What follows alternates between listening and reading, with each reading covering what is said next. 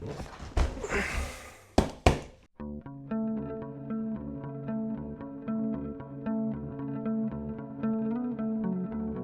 hello and welcome back to the channel. Today the video is going to be a little bit different. We're going to be doing a first look at the Grandfalls pressure washer with a 30-metre auto retractable hose. Let's open the box and see what's inside. So right from the start, completely honest with you, I was contacted by Giraffe, the company that makes these pressure washers, and asked if I'd like to try out their pressure washer and make a video on it. So we're going to take you through in this video the process of unboxing it, building it up, and everything that you can do with this pressure washer, and we'll see what we think about it. Well, a first impression that is. Oh.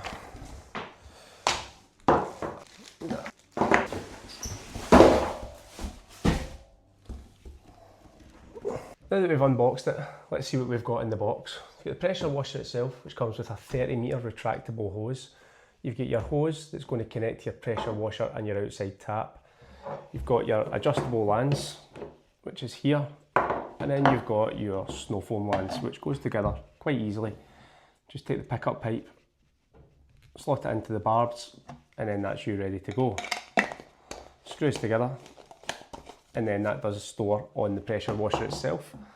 The lance itself does screw together. So this is your variable nozzle. We'll have a look at that a little bit later on in the video. But all together, connects together, very much like other brands, many other brands on the market. One of the really cool features about this pressure washer is the fact that it's wall mountable. With that 30-metre long hose, it's going to easily get the full length of my driveway. I'll be able to get round the car, no problem. So the first thing that we're going to do before we start using the machine, get it mounted up. To be able to mount your pressure washer on the wall, you're going to need a few additional tools. You're going to need a drill, and then you're going to need some form of wrench, a socket set or impact driver. For the height off the ground, I've went around about 1.3 to 1.4 metres just to keep it high enough up, due to the fact I have some young children running around. I wouldn't want them to smack into the pressure washer. So once I've got my holes drilled and the roll plugs in, it's just a case of levelling up the mount, making sure it's nice and sturdy. Clearly I've lost audio at this point, hence the voiceover. And then mounting the pressure washer to the wall. It really is quite straightforward. And the first thing that I wanted to do was see just how long the hose was. And being honest, I didn't quite realise what distance 30 metres actually was until I rolled out the whole length of this hose and ended up basically in my neighbour's garden across the street.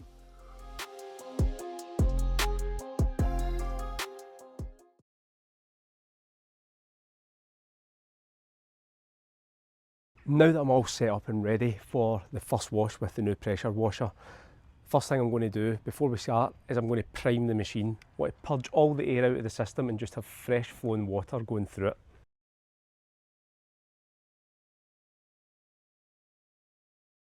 Now that the system's all purged, it's just a case of getting your quick release lance, getting your nozzle and putting the two together. Simple as that. Now I can go and switch the machine on, turn the water back on, we can get into it. When it comes to the snow foam lance, very similar to all snow foam lances, has the adjustable fan, and it also has the adjustable flow rate in terms of how much soap or snow foam that it picks up. To connect it to the lance, very simple, same as a lot of other machines. Push it in, turn it, ready to go. In terms of the snow foam lance, it's done a much better job than I expected. Don't get me wrong, I've went with a 1 to 5 dilution of a relatively thick snow foam. However, it has came out thick, and I've managed to get round the full car with the small 500ml bottle. However, some people like using different snow foam lances. In this instance, the hose already has a 1/4 inch quick release end on it, so you're able to make upgrades if you want to. If you are interested in the product, I'll leave a link in the description to where you can pick one up from. So that 500ml bottle capacity was just enough to get around the car, no issues with that at all. So when it comes to disconnecting your snow foam lance, very simple, push in, quick turn and off you go.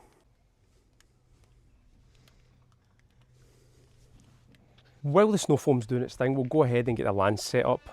So this particular model comes with one of the variable lances, which is a kind of twist lance. It's very similar to the way you would adjust the fan pattern on a snow foam lance. Not something that I've ever used before, so I'm interested to see how it performs. It simply screws on to the wand extension that comes with the machine, and then in this similar, there you go, similar way to the snow foam lance, you grab your lance and then it is a very simple click in and turn, and that's you in place.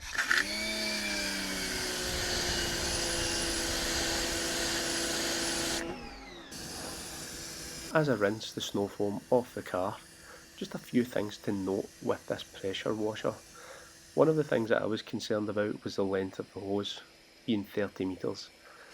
Sometimes with the really super long hoses you can get quite a significant pressure drop off, but as you've seen from the snow foam application and the way that it's rinsing off just now, and I could feel the kickback in my hand, that there certainly wasn't as much pressure drop off as what I thought there might have been.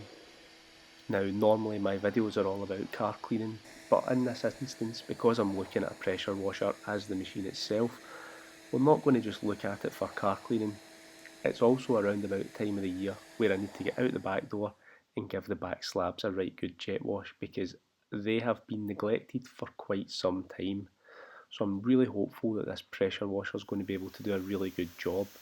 And as you can see, the pressure coming through now that I've dialed the nozzle down a little bit so it's a bit narrower is really strong, and it's doing a really good job at breaking up all that grime and giving those tiles or slabs a nice good clean.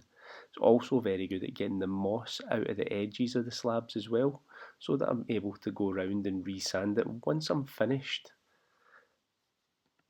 And then if you want to use it just as a general tidy up, if you've got a lot of kind of loose grime kicking about, it does very well. You don't need to be in super close for that. And then of course once you're finished you do have that auto retractable reel.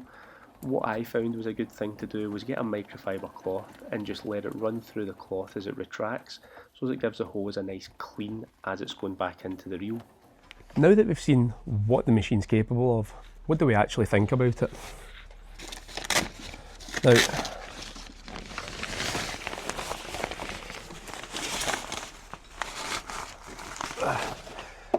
I've been using this machine pretty much for the full of the summer. We're now into the winter, and it's held up really well for me. During that time, I've had it stored outside the whole time. Now, recommendations are that once you go below 0 degrees, we should store this inside. So I'm going to take it off the wall now and I'm going to start storing it in the garage, just so that none of the water, if there's any water left, it kind of freezes up in the motor. That can cause your pipes to burst, and that's a common cause for a lot of pressure washers actually failing. It's not the pressure washer themselves, it's how they're stored and how you look after them.